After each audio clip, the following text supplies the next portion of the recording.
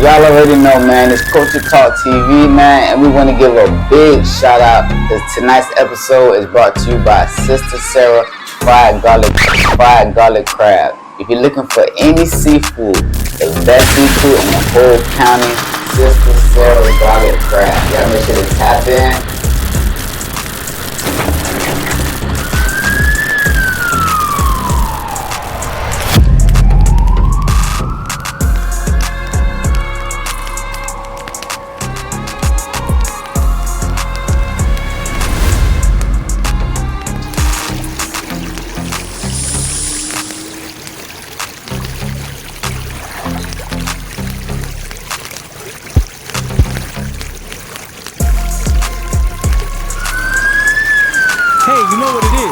It's Culture Talk TV. I need you to tap in with us on the hot topics in our city.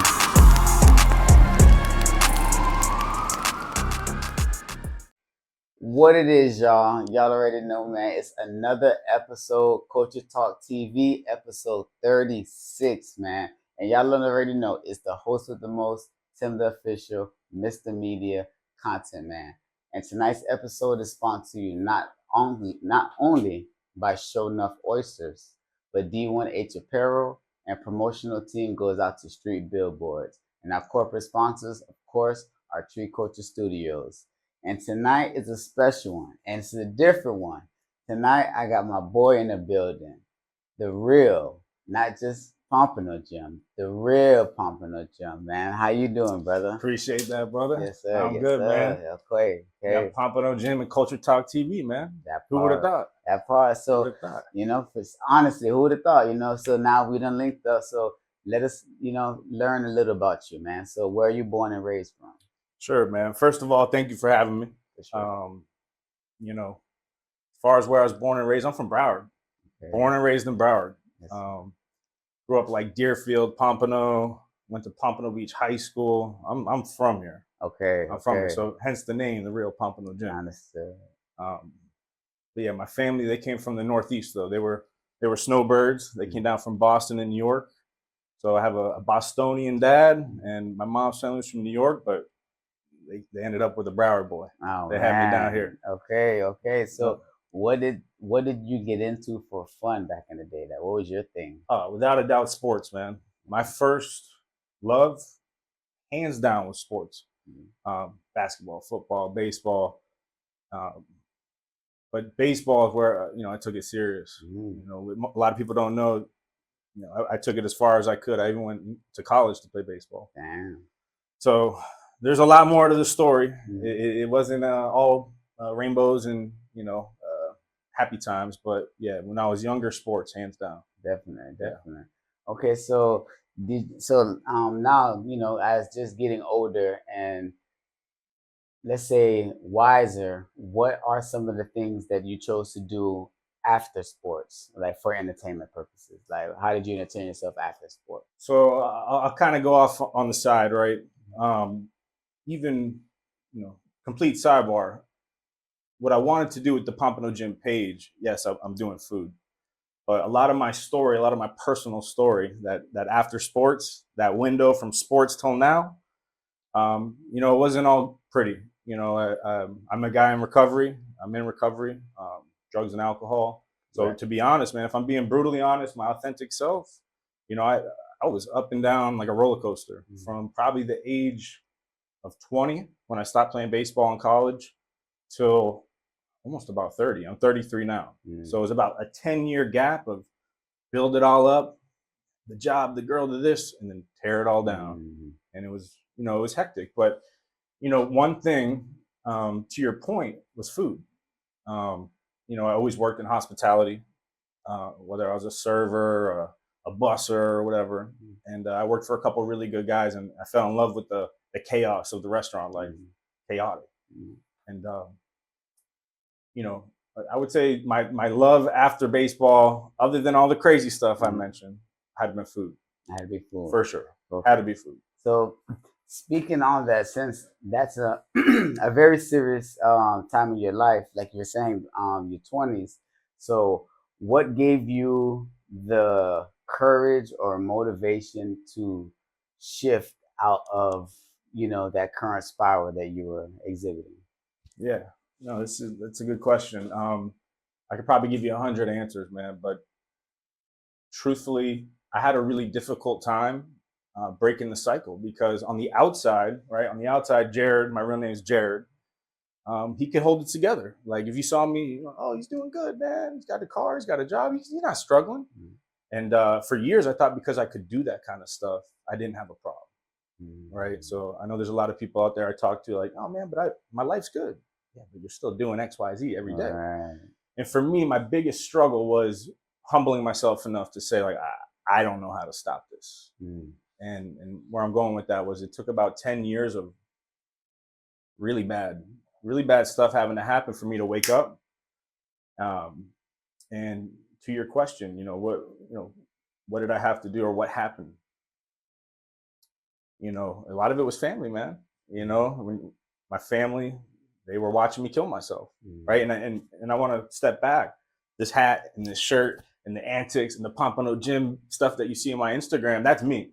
I'm a goofball at heart. Okay. But there's something behind that, right? And the goal of the page is to promote businesses, of course, and help small business, but to eventually, it's like a Trojan horse, right? Sneak our way in and then try to help other people. Because the sports is cool, the food is cool, but my struggles with addiction and being where I'm at today, I have a little over 2 years sober, completely sober, which is a miracle for someone like me. If I'm being brutally honest, I was into the hard stuff, not just the party drugs. Right, understood. And the goal is to give back. So if people are watching this podcast, and they see my Instagram page and like, oh man, there goes Pompano Gym, man, his life. Or it wasn't always like this. 2 years ago, if you saw me, Tim, you'd be like, I don't know if I want to be around Pompano Gym. And a lot, I would say a lot of great men have sort of the same type of stories because you have to go through troubling times to find the good times. It's hard to appreciate good things if you only receive good, or you only been through good things, or good things only been handed to you. But when you actually know, dang, I've been at the bottom. So when something good comes, you're like, this is better than the bottom for sure. You know what I mean? So it gives you that courage to, let me keep going and let me keep getting better. And then, like you said, 2 years clean, brother. And that's a big thing. And because a lot of people struggle with their own struggles, and like you said, they don't admit it.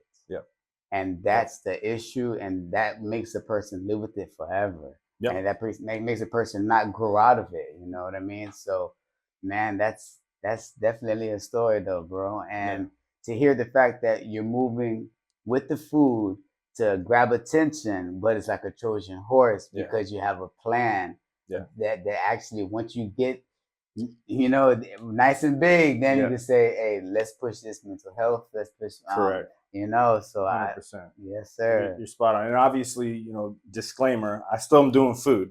I'm not stopping food anytime soon.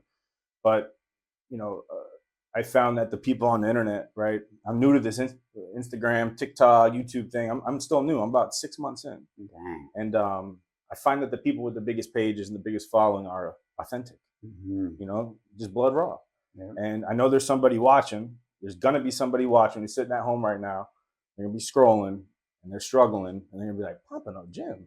I know he looks crazy, but he's got to, reach out. Reach out. So if I can be honest, that will help the next guy to be honest, guy or girl. But that's for sure. And I love the message. I love the positivity and the mindset that you clearly have right now. Like you said, I didn't know you 2 years back then, but just hearing you talk now and seeing your presence, it's a legit man. You're handling your business. That's the reason me and you actually did link, is because your Instagram caught my attention. Like, I want you to tell the audience about that. Like, what gave you that edge or that idea to say, you know what, I'm gonna do food, but I'm gonna do it different than everybody? Yeah. All right. Good. I was waiting for this one. So first off, shout out to Lauren. you know Lauren. That's my girlfriend. She's in all the videos. She helps edit. She helps film. She helps do everything. She's not here tonight. But me and her, to your question, went on a trip to Thailand. And, the trip to Thailand was inspired by a restaurant named Larb. I'm going to plug Larb, my favorite restaurant in Broward. Shout out. Shout out Larb. And their food was so good. And they come from a region of Thailand called Chiang Mai. And we decided to book a trip. I had never left the country. I'm newly sober. I just got a passport. I barely left Broward, let alone the country, to Thailand. So we went to Thailand and we just started taking videos. And we were doing the food videos that you see a lot of people making, panning of the restaurant, showing the sign, taking a bite. And our friends and family watched it and they liked it. They're like, oh, they're making videos. How cute is that, right? Now, if I could be honest, it was pissing me off. I'm like, man, I want to actually do this. And, I had a couple friends, guys I had worked with in the past. Shout out to Mike is Eating. I seen Mike is Eating doing it. I'm like, let me try that. And the idea behind the page was there's a million people doing food. We have to do it completely different. Completely different. So don't get me wrong, I'm a goofball, but the antics, the eyes, the bites, the growling, the snarling, the drooling, the sauce on my face, the stuff that makes you cringe and, oh, I hate this guy. I hate this Pompano Gym. That's what we were going for. Right? Well, okay, so what made you like even attempt that or or even think that would be a good idea? All right, I have the specific moment. So we probably made about 30 videos that did really nothing. And they were pretty basic. I was clean. It was a normal video. And the day we decided to do the crazy bites and the being messy was at Midnight Cookies and Cream. Shout out Midnight Cookies and Cream. I went in and paid for the food. At this point, I wasn't getting free food and all that kind of stuff. And I told Lauren, I said, you're going to hate me, but like, we're about to make a mess in here. And respectfully make a mess, right? I always try to respect the restaurant. But we made the Midnight Cookies and Cream video. This is going to be crazy, but I took the milkshake. We had a big milkshake. I sucked it up in the straw. And I'm like, Lauren, you got to take one for the team. And it went all over her. And it was for a 0.7 of a second clip, right? The hook. How do we catch the audience's attention? Yeah. Right? I'm giving free game right now, but how do we catch their attention? That caught their attention. And we were like, oh, that's what they want to see. So if we can catch your attention with that and then do, the rest of the video, make it informative, now we're good. But unfortunately, we had to, I had to get messy a lot of the time. It's a double-edged sword. This episode is brought to you by Tree Culture Entertainment in conjunction with Sixt Rental Cars. Make your reservation using the link below in the bio and get 15% off your next rental. Whether compact, hybrid, premium, or luxury SUV, Sixt has all the vehicles for all your needs and all the lengths of time that you need. Book anytime using our link provided and get 15% off. Rent the car of your dreams with Sixt. But it's hard to believe that you actually only been doing it for 6 months because you have a huge following. Yeah. You know what you're doing. Yeah. You are, in my opinion, an expert at being a food reviewer. You have your own technique. You created your own technique. So it's really, honestly hard to believe you only been doing this for 6 months. Yeah. But it seems like you're a veteran and you have the spunk like a veteran. So I have to salute you with that, man. Well, first of all, thank you.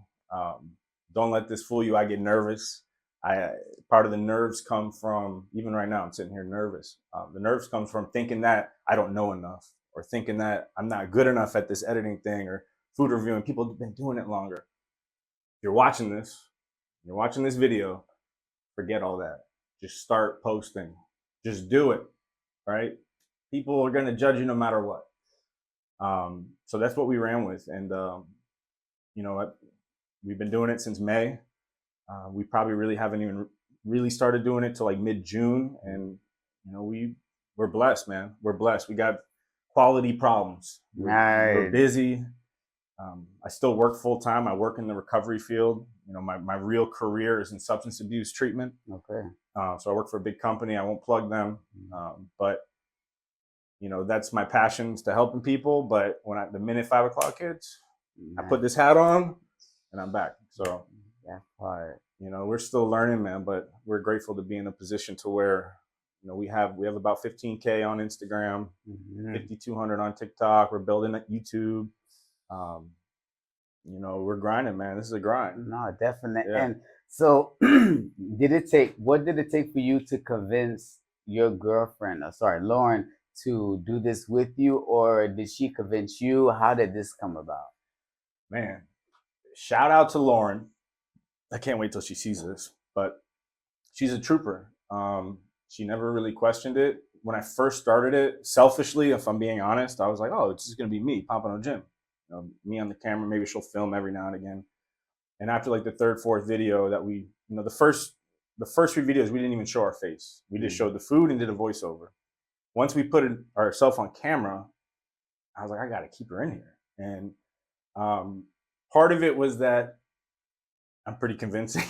I was like, babe, you know, we got to film tonight. Please, you know, come on. I need someone to film with me. But for the most part, if I'm being honest, she just rode. Okay. She was like, let's run it.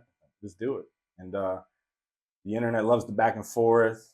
I think if my ugly face was just on there 24/7, I wouldn't be where I'm at. No, and you actually, I mean, not about you, but but you can say it. But no, but you're right. The dynamic of having a male and female for sure, and then you guys with the antics, man, that brings it's nobody like you guys. Yeah, you know what I mean. Yeah, it's literally you guys have your own lane of doing food reviews, and I respect it to the max because it caught my attention to the point of reaching out. So, and I'm another foodie. Yeah. So you know, so for a foodie to reach out to a foodie, say, hey, bro. Yeah. I like what you're doing, you know. So, what it must take a crazy amount of confidence, though. Question. It must take a crazy amount of confidence. So I'm gonna shout out my boy, directed by Junior. I had this conversation with him, and we had a conversation about how do we go into a business or in public and just put the blinders on and 3, 2, 1 action. Right, because this is a character at the end of the day, right? Yes, I do real reviews. I'm honest in the reviews, but the antics is a character. Right. So the confidence, if I'm being honest, I'm nervous, bro. I have nerves. I have doubts. Am I good enough? Is the business owner going to judge me? Are they going to kick me out? Or what if the video doesn't do good? And I was talking to Junior, and this is what I told him. I said, listen, when you walk in somewhere, you have to give yourself a countdown. You're no longer Jared. You're no longer Junior, you're Pompano Jim and directed by Junior. This is a character. 3, 2, 1, action. And you play the role, right? And you see me, you were in, you know, you came to one of my videos, I'm running around with the camera and I have to pretend like no one's watching, because if I start thinking like that, that's when the doubts and the insecurities come in of, oh man, they're watching me. Oh man, they're judging me. Oh, I shouldn't do this. And then the video comes out kind of bland. So, and the last thing I'll say about confidence, bro, I've been through a lot. And for me to be nervous about coming on the podcast 2.5 years ago, I'd have been like, oh no, I can't do that. I don't know this guy. Like, I'm not good enough for this. Man, come on, man. Right. You got one life. One life. Go out, show out, be respectful. Don't be disrespectful, but go have fun. And that's the mindset I take into this. Not for sure. Yeah. And I love the fact that you're saying about confidence, that it's not something that you can just gain. You still do have butterflies. You still get nervous. And a lot of people honestly don't think that when it comes to when they see people on TV or on the screen, that, oh, that person's so confident, or they're not nervous at all. No, it's not that. It's just the fact that we know, just do it. Just do it. Just do it. If you're nervous, if you have butterflies, just do it, because when it comes out, you did it. Yep. It's done with. Yep. Now they get to talk about what you did rather than what you didn't do. Exactly. You know, Lauren will tell you this, like, you know, you'll see our videos, but behind the scenes, when that camera's off, my face shuts down and I get real, like, serious, because I'm, you know, I know people are watching, and she says, snap out of it. Snap out of it. Snap out of it. Come on, back in action, back in character, because I'll get upset about a shot or whatever, and she G-checks me basically. She's like, hey, bro, come on. What are you doing? Right. You're pumping a gym. And I'm like, stop. Don't say that. Hey. Don't ever say that again. He'll be laughing. And you know, it's been an interesting roller coaster. You know, I think around like 7-8K, I was in an arcade and a kid came up to me and said, "Yo, you're pumping up gym." I was like, "What the hell?" I'm like, "Who?" I'm like, "Oh, pumping up gym." Right. And then we got a little bigger. I was in a Walgreens in Hollywood. "Hey, pumping up gym." I'm like, "What the hell is going on?" You know, and so on and so forth. So I didn't expect this to happen. I didn't expect to be sitting here with you out of all people. We're just extremely grateful, man. We're just, me and Lauren, Lauren's in the same field of work as me too. Okay. So, she does her own thing in the recovery field, and the mindset that we take into this is just, man, we got one life. Right. Come on, let's run it. Definitely. So, can you tell us, is there any future plans, any like future endeavors of where you want to take this? Or I know it's only 6 months, you know what I mean? So I know you're getting your feet wet, you're learning a lot. But is there any maybe like future goals or future restaurants or just anything in the future that you're thinking about? Yeah. So, anybody who follows me now, they know we found our niche with smaller, more local, especially Palm Beach, Broward, and Dade. Not so much the higher end restaurants. Nice. More. We do a lot of Caribbean. We've done a lot of Trinidadian, a lot of Guyanese, a lot of Jamaican. We got Bahamian coming up, and for whatever reason, Pompano. I mean, I love that food, but that's what's in Broward, man. A specific little area, that Lauderhill, Tamarack, North Lauderdale Lakes, that quadrant, we have loved it. And so we ran with the smaller local mom and pop kind of shops. And for the future, eventually, I think we want to move into, maybe a little finer dining here and there, which is going to be hard with coming in crazy, in the high end restaurants. But, we've talked about, making this a media company and all this stuff, but we're just going to play it out. We got to this point just by doing it. Right. And I don't think we have anything like set in stone, but easy one is just higher end restaurants eventually. Definitely. Yeah. And so, I want us to wrap it up by you literally letting the audience know, letting the people out there know how important is it to shake off bad habits, shake off bad mindsets, and just really go out there and just do something different because it's gonna give you different. Like can you tell them about that? In my own personal experience, man, I can only tell you what I've been through, and I've lost a lot of friends, I lost a lot of family from drug addiction, and you have one life. People think they're invincible. You guys, myself included. I thought I was invincible. Oh, that can't happen to me until it happens to you. And a lot of young people dying from this. So if you're struggling, even if it's not addiction, man, it could be anything. Spending, gambling, whatever. Right. Literally. The drugs and alcohol is a symptom, right? It's inside. There's a problem inside. Talk about it, man. Talk about it. Find someone that you trust to talk about it. And I promise you, the more you talk about it, the more you give it less power in your life. You put it out, the less it's going to weigh you down. And the best thing I've ever done, forget food, forget Instagram, forget my job, forget the money, whatever, was get sober. And I'm not saying that just because you drink or do drugs, but if you have an addiction problem, best thing I ever did in my life. The only reason I'm sitting in this chair is because God and sobriety. That's it. Yes, sir. Now, man, this has been a very, very deep one because me meeting Pompano, the real Pompano Jim, man, he's an outstanding individual, and I love to have people on my platform that are outstanding individuals, and I didn't know your backstory. Yeah. But you can tell when a person has a backstory, has a history, can tell you about the bad, and can show you, hey, do better because look, I did this for 6 months and look where I am. So just imagine if you take that energy and nervousness, put it to the side and just do something and keep doing it. And just keep doing it, man. So I definitely appreciate those words and that advice because the audience and the youth needs to hear things like that, man. Yeah, absolutely. So can you let the audience know, man, what is one thing or a couple things that the world needs to know about the real Pompano Gym? Oof, we're not going anywhere. That's number one. You're gonna see these eyes. You're gonna see the crazy, crazy faces. We're not leaving. Um, that's a tough question, brother. What does the world need to know about Pompano Gym?